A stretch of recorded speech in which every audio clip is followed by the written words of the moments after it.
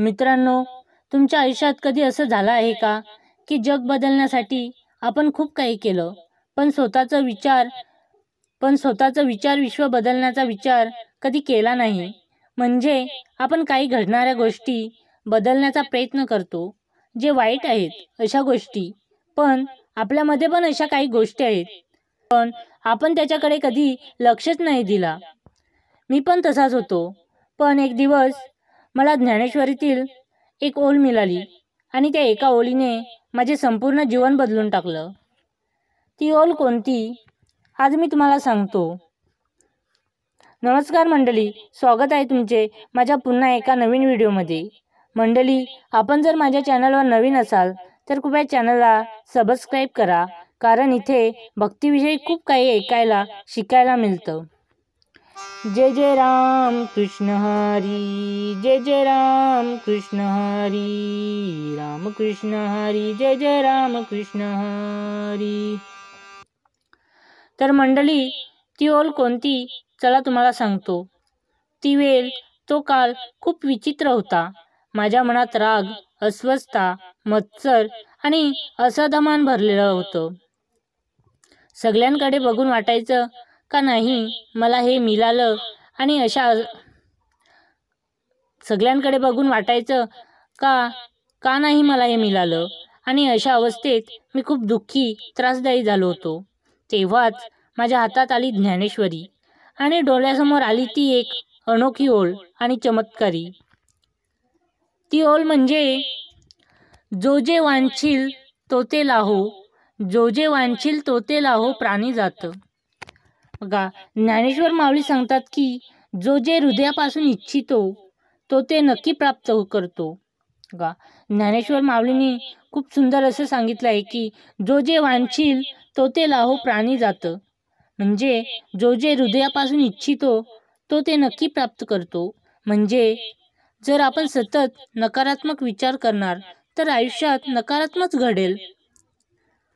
पण जर मनात प्रेम, भक्ती, चांगल्या इच्छांचा विचार ठेवला तर देव आपोआप त्या पूर्ण करतो. बघा, जर आपण मनातून नकारात्मक विचार काढून टाकले आणि मनात फक्त प्रेम, भक्ती, चांगल्या इच्छांचा जर विचार ठेवला तर देव आपोआप त्या पूर्ण करतो. ही एकच ओळ माझ्या संपूर्ण विचार विश्वाचा पाया बदलून गेली. ही एकच ओळ माझ्या संपूर्ण विचार विश्वाचा पाया बदलून गेली. त्या दिवसापासून मी एक गोष्ट मात्र नक्की शिकलो, नकारात्मक बोलणं थांबवावं. त्या दिवसापासून मी गोष्ट मात्र नक्की शिकलो की नकारात्मक बोलणं थांबवावं. जरी आपल्याला काही गोष्टी अशक्य वाटत असतील तर त्या गोष्टी, नकारात्मक विचार त्यावर करायचेच नाही, त्यावर नकारात्मक दृष्टिकोन टाकायचाच नाही. म्हणून त्याबद्दल चांगलेच विचार ठेवायचे आणि सतत तक्रार करणं थांबवावं. म्हणजे हे मला नाही जमणार, मी नाही करू शकत, या जो दुसरं करण्याचा प्रयत्न करतो त्याला ते पूर्ण होण्याचा सल्ला देऊ शकतो, पण त्याचं मन नाराज नाही करायचं. मनातल्या विचारांना सकारात्मकतेचा बदल टाकायचा. मनातल्या विचारांना सतत सकारात्मक विचारानेच विचार करायचे. आणि असे करून खरंच आयुष्यात चांगल्या गोष्टी घडायला लागल्या. जणू विठोबाने माझ्यासाठी नवं दार उघडलं. मित्रांनो, ज्ञानेश्वरीतील एक एक ओळ ही जीवन बदलणारी आहे. फक्त पुस्तक वाचायचं नाही, तर त्या शब्दांना आयुष्यात उतरवायचं आहे. म्हणून ज्ञानेश्वरीतील एक एक ओळ ही जीवन बदलणारी आहे. फक्त शब्द म्हणून त्यांना वाचन नका करू, त्यांचे अर्थ समजून आपल्या जीवनात उतरवण्याचा प्रयत्न करा. म्हणूनच तर माऊली म्हणे ज्ञानदेवा ओवीत आहे जगाचा खरा मार्ग. ज्याने मन जिंकलं त्याने जग जिंकलं.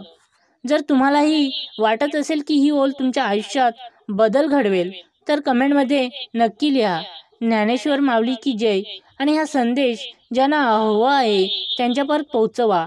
तुमच्या एका लाईक आणि कमेंटमुळे जे लोक आयुष्यात हरलेलं जाणवत असतील त्यांच्यासाठी हा व्हिडिओ योग्य आहे. म्हणून जास्तीत जास्त शेअर करा, लाईक करा आणि कमेंट करा. मिळूया लवकरच पुन्हा एका नवीन व्हिडिओमध्ये. तिथपर्यंत पाहायला विसरू नका सनातन धर्म माहिती, जिथे आहे भक्ती आणि माहितीही. जय जय राम कृष्ण हरी.